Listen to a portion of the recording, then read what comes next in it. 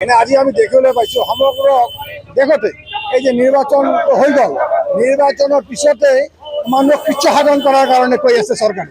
অর্থাৎ দেশের অর্থনৈতিক অবস্থা সাংঘাতিক বেয়া, দিনে দিনে আমার টাকার অবমূল্যায়ন হয়েছে।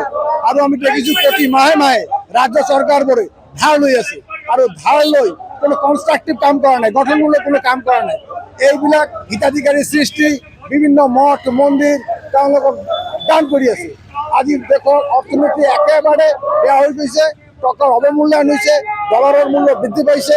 যাৰ কাৰণে আমি দেখিছো, তাৰ লগে লগে আমি দেখিছো যে কৰ্পৰেটৰ ওপৰত অধিক মাত্ৰা যি টেক্স দিব লাগে, সেই টেক্সটো কমাই আনিছে। আমি এইকাৰণে দাবী কৰিছো যে মূল্যবৃদ্ধি ৰোধ কৰিব লাগে।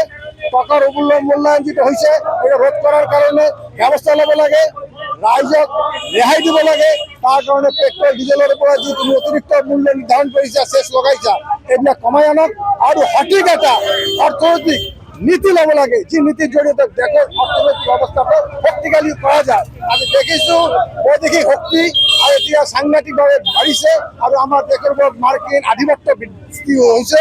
এই মাৰ্কিন আধিপত্যবাদৰ বিৰুদ্ধে আজি আমাৰ প্ৰতিবাদ সাব্যস্ত কৰিবলৈ ওলাইছো।